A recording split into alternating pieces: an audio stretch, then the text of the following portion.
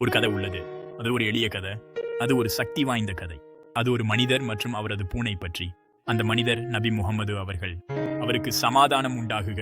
பூனையின் பெயர் முய்சா. புராண கதைகள் கூறுவதாவது, முய்சா அவருடைய மிகவும் பிடித்த துணைவி என்று. அவர் தனது பிரசங்கங்களை நடத்தும் போது அவள் அடிக்கடி அவரது மடியில் ஓய்வெடுத்தாள். அவளது இருப்பு அமைதியான ஆறுதலாக இருந்தது. இந்த கதையின் மிகவும் பிரபலமான பகுதி ஒரு மேலாடையை பற்றி. ஒரு நாள் தொழுகைக்கான அழைப்பு கேட்கப்பட்டது. நபி அவர்கள் தமது அனுயாயர்களை வழிநடத்த செல்ல வேண்டிய நேரம் அது. ஆனால் அவர் முய்சா தனது தொழுகை மேலாடையின் கைச்சியலில் பாதுகாப்பாக தூங்கிக் கொண்டிருப்பதை கண்டார். அவளை எழுப்பாமல் அவர் ஒரு கத்தியை எடுத்தார். அவர் மெதுவாக தனது ஆடையின் கைச்சியலை வெட்டினார். அவர் தூங்கிக் கொண்டிருந்த முய்சாவை அந்த துணியில் அமைதியாக ஓய்வெடுக்க விட்டார். இப்போது முழுமையற்ற மேலாடையுடன் ஆனால் முழுமையான இதயத்துடன் அவர் தொழுகைக்கு சென்றார். இந்த அழகான கதை எங்கிருந்து தோன்றியது? இது உண்மையில் நடந்ததா? மிகவும் பழமையான இஸ்லாமிய நூல்களில் நாம் பார்ப்போது முய்சாவை பற்றிய கதையை கண்டுபிடிப்பது கடினம். நபியின் சொற்கள், ஹதீசுகள் பற்றிய மிக முக்கியமான தொகுப்புகளில் முய்சா என்ற பெயருள்ள ஒரு பூனை குறிப்பிடப்படவில்லை. அவை துணி கைச்சியை குறித்த கதையையும் சொல்லவில்லை. அதனால் பல அறிஞர்கள் இந்த கதை வரலாற்று உண்மை அல்ல என்று கருதுகிறார்கள். அதற்கு பதிலாக இது ஒரு புராணக்கதை, காலப்போக்கில் உருவாகி கதையாசிரியர்களால் பரப்பப்பட்ட ஒரு கதையாக இருக்கலாம். ஆரம்ப கால பதிவுகளில் இல்லாதது நபி பூனைகளை விரும்பவில்லை என்பதை குறிக்கவில்லை. உண்மையில் அதற்கு எதிரானதே உண்மை என்று தெரிகிறது. நபி பூனைகளுக்கு பொதுவாக இரக்கம் காட்டியதை நிரூபிக்கும் உறுதியான ஹதீஸ்கள் உள்ளன. ஒரு தோழர், அபூ ஹுரைரா, பூனையின் தந்தை என்றும் அழைக்கப்பட்டவர், எப்போதும் ஒரு சிறிய பூனையுடன் காணப்பட்டார். அந்த ஒப்புதல் நபியும் அதே மாதிரியான காதலை பகிர்ந்தார் என்பதை குறிக்கிறது. அது அவருடைய வாழ்நாளுக்கு பிறகு பல நூற்றாண்டுகளுக்கு பிறகு உருவானதாக இருக்கலாம். வரலாற்று சொல்பவர்கள், கவிஞர்கள் மற்றும் வாசிப்பவர்கள் இரக்கத்தை விளக்குவதற்காக இதை உருவாக்கியிருக்கலாம். ஒரு பெயரிடப்பட்ட பூனை பொதுவான இரக்கக்கூரை விட அதிக சக்தி வாய்ந்ததாகும். முய்சா ஒரு சின்னமாகவும் இஸ்லாமில் இரக்கத்தின் பெரிய உண்மையை வெளிப்படுத்தும் ஒரு கருவியாகவும் ஆனாள். இந்த புராணம் நம்பிக்கையின் ஒரு முக்கியமான மதிப்பை கற்றுக் கொடுத்தது. இது ஒரு கதையாக இருந்தது, ஆனால் அது ரோமாறி இருந்தது. முய்சாவின் கதை நம்பிக்கையின் பெரிய ஜாலரத்தில் தனியாக இல்லை. உலகம் முழுவதும் விலங்குகள் பெரும்பாலும் புனிதமான துணையாளர்களாக கருதப்பட்டுள்ளன. அவை தெய்வீக பண்புகளின் சின்னங்களாகும். பண்டைய எகிப்தில் பூனைகள் மதிக்கப்பட்டன. அவை பாஸ்டெட் என்ற தேவியுடன் தொடர்புபடுத்தப்பட்டன. பாஸ்டெட் பாதுகாப்பு, பாஸ்டெட் வளம், பாஸ்டெட் வீடு.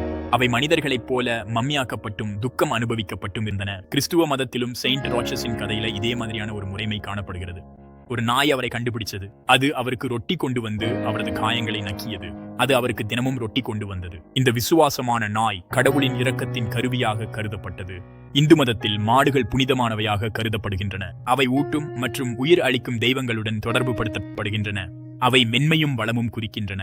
மாடுகளுக்கான மரியாதை பல இந்துக்களின் நம்பிக்கையில் ஒரு முக்கியமான பகுதியாகும். இந்த கதைகள், முய்சா, செயின்ட் ரோச்சஸின் நாய்கள், இந்தியாவின் மாடுகள் ஒரே மாதிரியான நோக்கத்திற்காக பயன்படுகின்றன.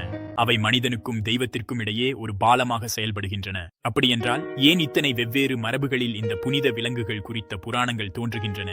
ஒரு காரணம் என்னவென்றால் அவை ஆன்மீக பாத்திரங்களை நம்முடன் தொடர்புடையவர்களாக மாற்றுகின்றன. ஒரு தீர்க்கதரிசி, ஒரு புனிதர், ஒரு தெய்வம் அவர்கள் தொலைவாக தோன்றலாம். அவர்கள் வாழ்க்கையை விட பெரியவர்களாகவும் அடைய முடியாதவர்களாகவும் உணரப்படலாம். ஆனால் அவர்கள் ஒரு விலங்கை கவனித்துக் கொள்கிறார்கள் என்ற ஒரு கதை அவர்களை நம்மிடமே கொண்டு வருகிறது. நாம் ஒரு தொடர்பை உணர்கிறோம். அது அவர்களின் போதனைகளை இன்னும் நம்மை சார்ந்ததாகவும் எளிதில் அணுகக்கூடியதாகவும் மாற்றுகிறது. இந்த கதைகள் வலுவான கற்றல் கருவிகள். எல்லா உயிரினங்களுக்கும் தயை காட்டுங்கள் என்று சொல்வது தூங்கிக் கொண்டிருக்கும் பூனைக்காக தனது மேலாடையை வெட்டும் தீர்க்கதரிசியின் நினைவில் நிற்கும் கதையைப் போல அல்ல. ஒரு கதை நம்மை சுற்றி நிலைத்திருக்கும். அது நினைவில் எளிதாக இருக்கக்கூடிய ஒரு உயிருள்ள மனக்காட்சியை உருவாக்குகிறது. குறிப்பாக குழந்தைகளுக்கு இரக்கம், கருணை மற்றும் மென்மை பற்றிய கதைகள் கற்றுத் தருகின்றன. முய்சாவின் கதை வெறும் பொழுதுபோக்கு அல்ல. இது அனைத்து வயதினருக்கும் இஸ்லாமிய நெறிமுறைகளுக்கான ஒரு பாடமாகும். இந்த புராணங்கள் ஒரு சமூகத்தின் இயற்கை உலகுடன் உள்ள உறவை வடிவமைக்கின்றன. அவை விலங்குகளை எவ்வாறு நடத்த வேண்டும் என்பதற்கான ஒரு தரத்தை அமைக்கின்றன.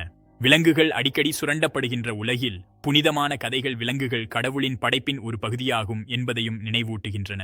அவை மனிதர்களுக்கான பயன்பாட்டை தாண்டி ஒரு மதிப்பை கொண்டுள்ளன. முய்சா என்ற பூனை வரலாற்றின் ஓட்டத்தை மாற்றியதா? ஒரு அரசர் அல்லது ஒரு சேனாதிபதி செய்வது போல் அல்லவோ. எந்த ஒப்பந்தங்களும் கையெழுத்திடப்படவில்லை. அவளால் எந்த போர்களும் வெல்லப்படவில்லை. ஆனால் வரலாறு என்பது வெறும் போர்களும் ஆட்சி செய்தவர்களும் பற்றிய பதிவே அல்ல. அது கருத்துகளின் வரலாறும் கூட. அது கருணை மற்றும் இரக்கம் போன்ற மதிப்புகள் தலைமுறையிலிருந்து தலைமுறைக்கு எப்படி கடத்தப்படுகின்றன என்பதையும் பற்றியது. அது மதிப்புகள் ஒருவரிடமிருந்து மற்றொருவருக்கு எப்படி கடத்தப்படுகின்றன என்பதையும் காட்டுகிறது. அந்த அர்த்தத்தில் முயேசாவின் புராணம் ஒரு நாகரிகத்தின் இதயத்தில் அழியாத ஒரு குரங்காலடி தடத்தை விட்டுச் சென்றுள்ளது. அவளது கதை கோடிக்கணக்கான மக்களின் மனப்பாங்குகளை வடிவமைத்ததுடன் விலங்குகளுக்கு நல்லிணக்கமான ஒரு பண்பாட்டை ஊக்குவித்துள்ளது. முயசாவின் கதையின் வலிமை அதன் எளிமையில் இருக்கிறது. அது ஒரு அமைதியான தருணம், ஒரு சிறிய செயல், ஆனால் அது ஒரு ஆழமான உண்மையை வெளிப்படுத்துகிறது. மாபெருமை என்பது வெறும் அதிகாரம் அல்லது ஆற்றல் பற்றியது மட்டுமல்ல, அது மென்மையையும் பற்றியது. உண்மையான வலிமை என்பது பலவீனமானவர்களுக்கு இரக்கம் காட்டும் திறனில் உள்ளது. இந்த செய்தி நூற்றாண்டுகளாக ஒலித்துக் கொண்டே இருக்கிறது. இது எண்ணற்ற நற்கருமங்களை ஊக்குவித்துள்ளது, ஒரு பாத்திரத்தில் தண்ணீர் வைக்கும் செயலில் இருந்து மனிதர்களுக்கான மரியாதைக்காக போராடும் செயல் வரை. ஒவ்வொரு நற்கருமம் மூலமும் இது ஒவ்வொரு இதயத்தின் கதையையும் மாற்றுகிறது.